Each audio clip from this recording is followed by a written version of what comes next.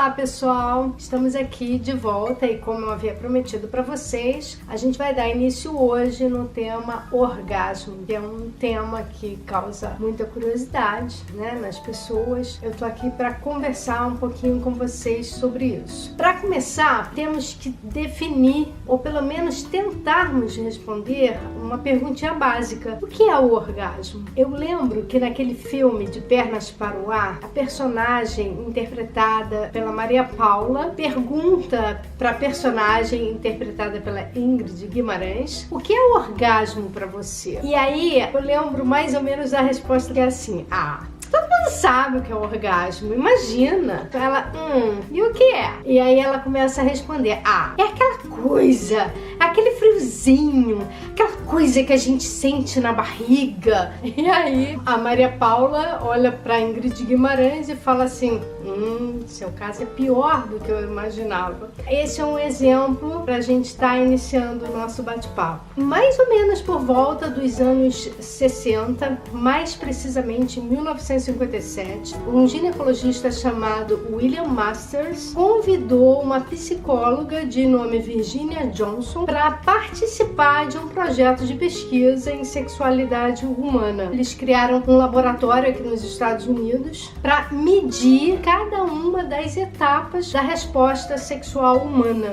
E que fases são essas? A primeiríssima delas é a fase do desejo sexual. E o que é a fase do desejo sexual? É o que faz as pessoas buscarem sexo. A segunda fase da resposta sexual chama-se fase de excitamento sexual. O que é isso? Essa fase ela é caracterizada por um fenômeno fisiológico. Como é que eu vou saber que a fêmea humana está excitada? Como é que eu vou saber que o macho humano está excitado? No primeiro caso é através da lubrificação vaginal e no caso do macho é através da ereção peniana. Então estes são os dois fenômenos fisiológicos que demonstram que a fêmea e o macho estão excitados. E o que vem a ser a excitação sexual? São as transformações que ocorrem no corpo em geral, dentro e fora do corpo, que se iniciam na fase do desejo sexual. Por exemplo, existe um enrijecimento dos mamilos, isso em ambos os sexos, um aumento dos batimentos cardíacos, da respiração, da pressão arterial, da perspiração, que é uma sensação de suor, a face parece que fica um pouquinho fria. As transformações genitais, elas variam, por exemplo, o aumento do tamanho do pênis, o aumento do tamanho do clitóris, a diferença de coloração dos pequenos e grandes lábios. É claro que ninguém na hora da relação sexual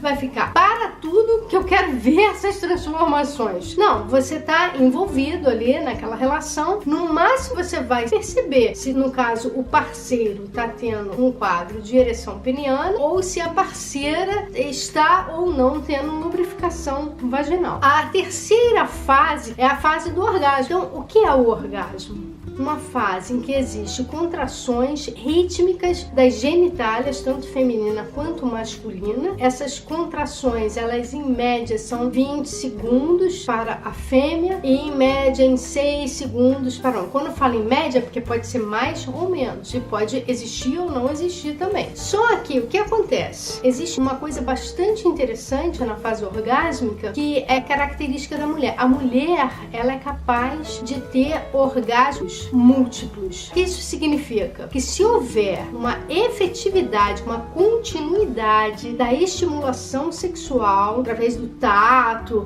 através da audição, esta mulher pode entrar numa nova fase de excitação sexual ou atingir novos orgasmos. O mesmo, olha lá, não é verdadeiro para os homens. Por que será? Porque só com os homens ocorre um fenômeno chamado período refratário. O homem entra num estado de relaxamento após o orgasmo. O que é esse estado de relaxamento? Todos aqueles níveis que eu falei que sofrem alterações, batimentos cardíacos, sudorese, perspiração, tudo aquilo decresce, volta aos níveis basais. E aí o macho precisa de um certo período de tempo para ter este relaxamento e ter uma nova atividade dentro do ciclo da resposta sexual humana. Esse período ele varia. Por exemplo, quando o homem tem entre 18 e 20 7 anos, esse período tem 10 minutos em média, pode ser em 5 minutos, pode ser em 2 minutos, ele pode ter uma nova ereção. Quando esse macho humano tem mais ou menos 50 anos, esse período ele pode ser de horas ou até de dias. E isso é fisiológico. O que isso significa? Isso é absolutamente aceitável, não significa que isso seja uma doença, não significa que a pessoa esteja com algum problema, nada disso. Isso é absolutamente normal. Geralmente, o orgasmo masculino culmina com um fenômeno da ejaculação, mas não necessariamente. A gente vai conversar sobre isso nos próximos episódios. O macho pode ter orgasmo sem ejacular. Agora, o orgasmo não é a última fase da resposta sexual. A última fase da resposta sexual, ela chama-se fase de relaxamento. Nos livros de Master Jones está publicado como fase de resolução, que é nada mais nada menos do que a fase de relaxamento, é onde todos os níveis que sofreram alterações, eles voltam à situação anterior ao início da atividade sexual. Então, esse período é um período muito importante também, porque pode haver uma qualidade de troca entre os casais, entre as parcerias sexuais, bastante interessante, né? É um momento que eles podem estar mais alinhados, que eles podem estar estabelecendo troca entre eles, que pode estar reiniciando todo o processo sexual novamente. Então, as 4 fases, né, que envolvem o ciclo da resposta sexual são desejo sexual, excitação sexual, orgasmo e relaxamento sexual. Então é isso aí, muito obrigada,